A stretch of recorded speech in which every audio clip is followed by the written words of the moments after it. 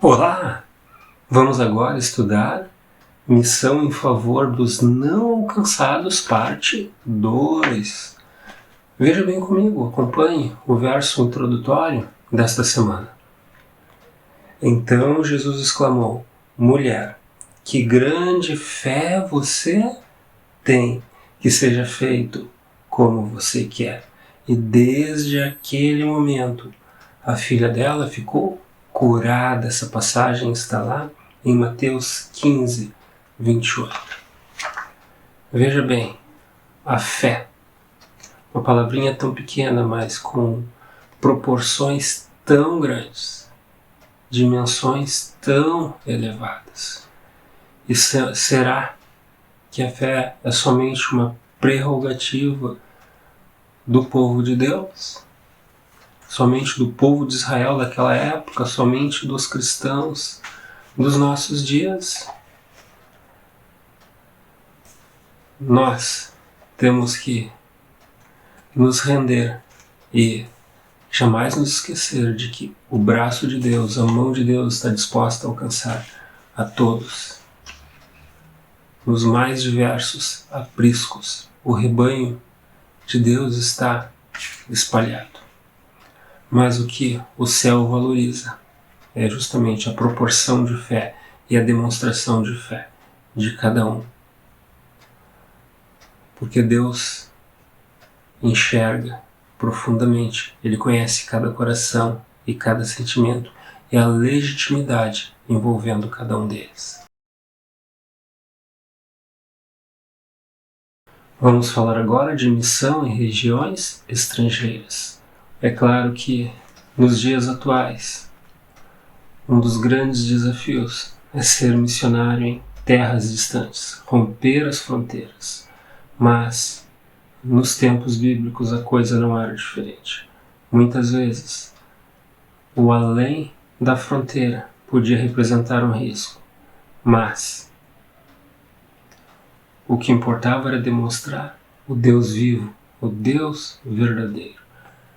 E se for necessário para representar esse Deus, o próprio Deus pode testar o seu povo e verificar como é o seu comportamento, a sua atitude e a sua conexão com Ele. Vamos acompanhar esta passagem que está lá no livro de Juízes, capítulo 3, verso 4. Estes ficaram para, por eles, o Senhor, por Israel à prova, para saber se dariam ouvidos aos seus mandamentos que havia ordenado a seus pais por intermédio de Moisés. Nós temos aqui uma circunstância que o povo de Israel estava cercado por nações idólatras que cultuavam outros deuses. E a Bíblia é clara em nos relatar de que, sim, Deus testou a fidelidade desse povo.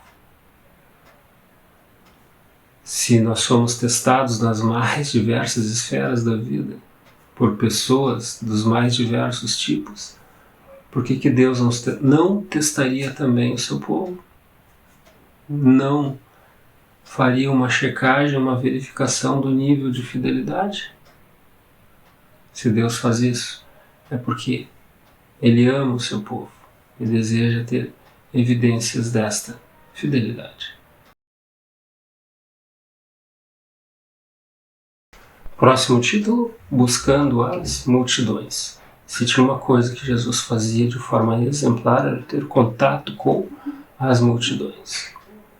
E ao longo de sua jornada, todos aqueles que tinham contato com o Mestre saíam enriquecidos, saíam valorizados, saíam restaurados. E a jornada que nós temos é justamente isso. Você é um representante celestial. Toda aquela pessoa que tiver contato com você deve sair também beneficiada, restaurada. Você é representante de Deus. Você é agente que indica e aponta para o Salvador, Jesus Cristo. Acompanhe comigo aquilo que está lá em Mateus, capítulo 9, verso 35. E percorria Jesus todas as cidades e povoados, ensinando nas sinagogas, pregando o evangelho do reino e curando toda sorte de doenças e enfermidades. O destaque aqui para esse verso é justamente o fato de que Jesus percorria as cidades e povoados. Não se esqueça que cidades, povoados, têm culturas diferentes, etnias diferentes, estilos de vida distintos. E muitas vezes esses estilos de vida, principalmente falando no contexto espiritual, pode estar distante da verdadeira adoração, podem estar distantes do verdadeiro Deus. E Jesus, como um missionário exemplar, rompia essas barreiras e apresentava o Deus verdadeiro. Jesus não se deixava influenciar pela cultura da cidade que ele estava, e sim ele influenciava as pessoas. Memorize bastante esse aspecto. Próximo tópico, em Ciro e Sidom.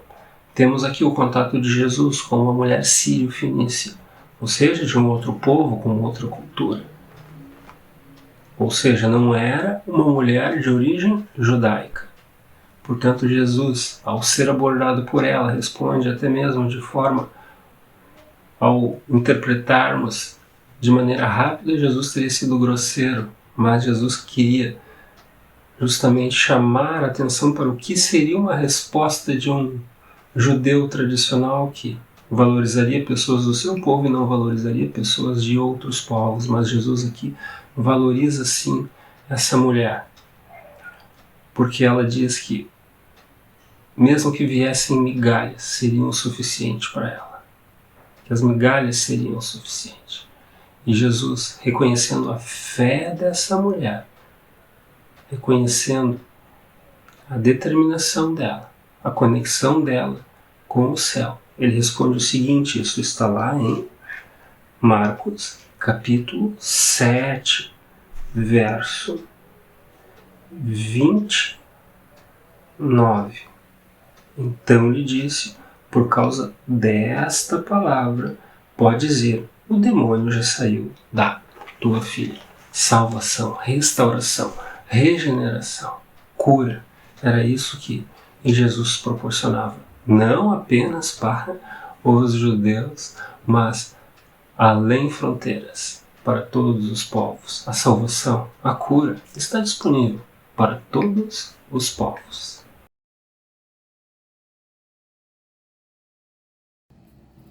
Irmãos, nas regiões não alcançadas pelo Evangelho da Salvação, há muitas pessoas que têm grande interesse, por essa grande esperança. O que seria essa grande esperança? O advento, o segundo advento de Cristo, quando ele voltará para julgar esse mundo. É o caso, por exemplo, de Tiro e Sidom, que são duas cidades que certamente ali muitas pessoas anseiam por essa mensagem, precisam, necessitam de Deus, mas o que lhe atrapalha ou lhes atrapalham, O nacionalismo e o preconceito que cegaram-os e inclusive cegaram também a oportunidade deste povo olhar para seus semelhantes.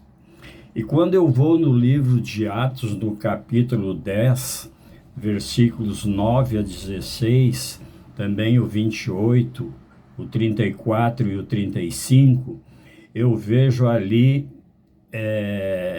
de uma maneira assim bem sucinta que Cristo morreu não apenas por um bairro, por uma cidade, por um estado, por um país, e nem tampouco apenas por um continente, mas eu vejo ali que o Senhor morreu por todos nós, portanto ele não fez e não faz acepção de pessoas.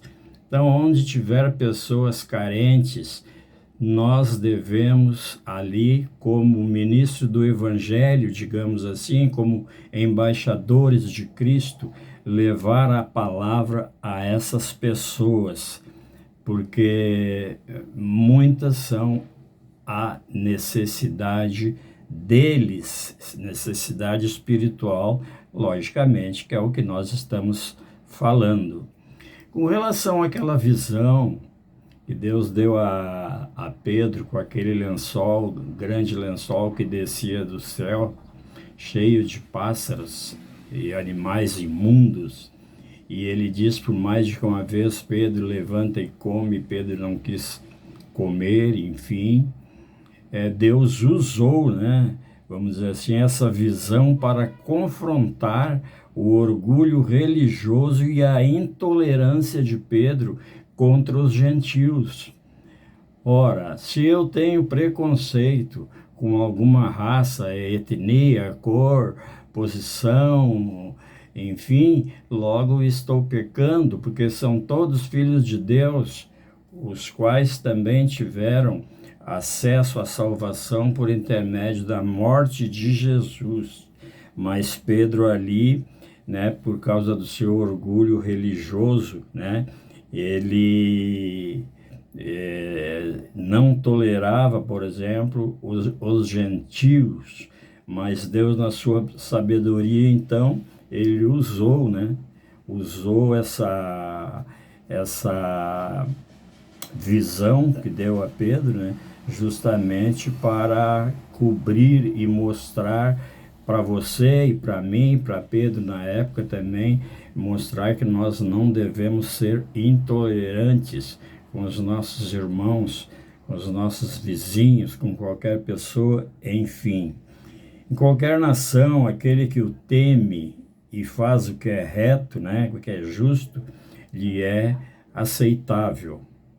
E no caso aqui de Tiro e Sidom, talvez eles não tenham sido tão retos, porque ali existia muito os gentios, né? Mas é ali que nós temos que estar presente.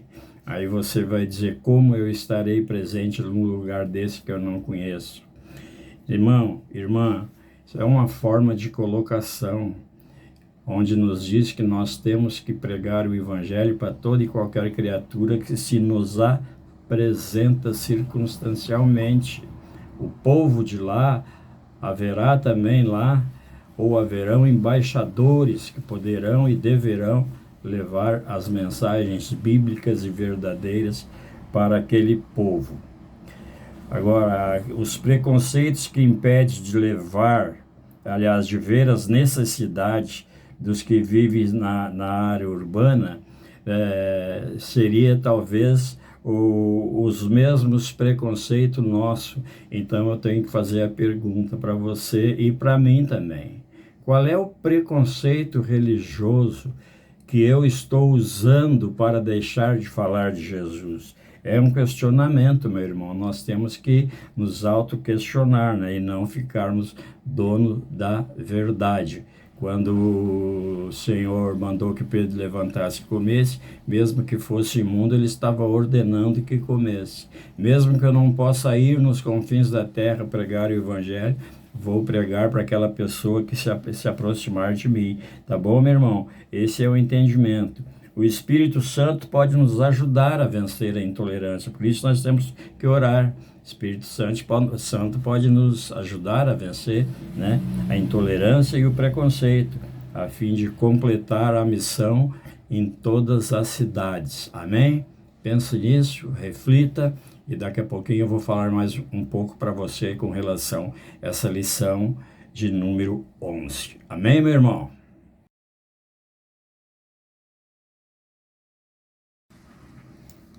Irmãos, no livro de Lucas, no capítulo 18, e verso 8, Jesus faz ali uma pergunta, né, dentro das várias parábolas que ele apresentou. Aí no verso 8 de Lucas, então, no capítulo 18, ele faz aquela pergunta: quando o Filho do Homem vier, será que ainda encontrará fé na terra? Olha, fica aí a pergunta para você avaliar, né? E também para mim avaliar, segundo aquilo que você conhece, segundo a fé que você tem e também segundo a fé que eu tenho, né? Eu acho que ele há de encontrar pessoas ainda com fé, mas vamos ver, isso pertence a Deus, né? Eu não sei, eu acredito que sim. Eu daria como exemplo, por exemplo, nos evangelhos do livro lá de Mateus, Marcos e Lucas, eu encontro ali grandes informações de pessoas com fé. Por exemplo, é o caso do centurião, né? Chefe de 100, o centurião que tinha um criado paralítico, né? E pela fé ele foi curado, né? Quando Jesus fazia as suas andanças, suas peregrinações, grandes multidões o acompanhavam, e neste caso foi que encontrou o paralítico criado do centurião, né? Então ele foi curado da paralisia. Um outro paralítico também ele encontrou em Cafarnaum, né? Na cidade de Cafarnaum. Também ali havia um paralítico, ele perguntou: o que tu queres que eu faça? Ele: quero andar, eu preciso andar. Ele foi lá e curou, porque viu nele a fé. Também o ceguinho o Bartimeu, né? Em Jericó, por exemplo, ele curou ali 2 cegos, um era o Bartimeu, né? Tão falado e tão conhecido. Então eu acredito que havia na época e haveria, aliás, havia na época e há de haver agora também, e haverá quando ele voltar para julgar este mundo. Eu não tenho dúvida, mas você sabe que a fé, ela varia de cristão para cristão, não é verdade? Mateus 8, Mateus 8, versículo 10 e também o 13, nós vemos ali que aquele centurião pagão foi convertido com grande fé, não é verdade? Em Marcos 10, nós encontramos o ceguinho Bartimeu. Eu estou lhe dando esses livros só para você pesquisar depois, cuja fé, né, dele resplandeceu em Jericó, e lá Jesus pôde então curar também da cegueira aqueles 2 cegos, né? Como eu disse, um era o ceguinho Bartimeu, né? Que também foi curado por Jesus. Então, a base de tudo, né? Eu poderia dizer, você também pode dizer e chegar a esse mesmo pensamento, essa mesma conclusão, que a nossa fé é a base de tudo. As nossas obras, como nós andamos, o nosso comportamento, as nossas atitudes, os nossos pensamentos, tudo está calcado na fé, porque a fé nos leva a fazer as boas obras, né? Porque a fé, como diz o ditado popular, remove montanhas, né? Então nós precisamos ter fé nesse Cristo que virá pela segunda vez, só não veio ainda porque certamente, como diz na Bíblia, ele está dando ainda um tempo para que muitos ainda se arrependam, o que não o fizeram ainda, talvez por minha culpa ou até por sua culpa. Por quê? Porque nós não fomos ainda levar para essas pessoas que carecem da glória e dos favores de Deus. Enfim, precisamos trabalhar pela causa. Você que quer que Jesus volte logo e que você não aguenta mais este mundo, ore mais, faça mais a obra de Deus, e assim você estará cooperando com aquilo que Jesus quer. Amém, meu irmão? Forte abraço para você. Haveremos de nos encontrar então no próximo sábado. Amém? Fique com Deus. Bom final de sábado para você e sua família. Amém? Vamos fazer o encerramento do nosso estudo. O céu está mobilizado e preocupado com todos, independente de sua etnia, de sua origem, de sua posição geográfica. O sacrifício de Jesus foi por toda a humanidade. Ele não foi apenas para uma determinada região, para uma determinada etnia, para uma determinada nação, para um determinado povo. Existia sim um povo que Deus escolheu para representá-lo, mas que esse povo tinha responsabilidade de romper barreiras, de ultrapassar fronteiras e levar a palavra desse Deus e a sua mensagem de salvação. Mas o nosso estudo deixa claro que o sacrifício de Jesus, ele foi por todos. Portanto, o seu senso de missão também deve estar o quê? Direcionado a todos, independente de fronteiras, independente de limites que sejam impostos através de elementos culturais. Que Deus te abençoe ao longo de sua jornada. Nos encontramos na próxima semana. Que Deus abençoe você e sua família. Até lá. Tchau, tchau. Quanto a mim, confio em ti, Senhor. Eu disse, tu és o meu Deus. Em nome de Jesus. Amém.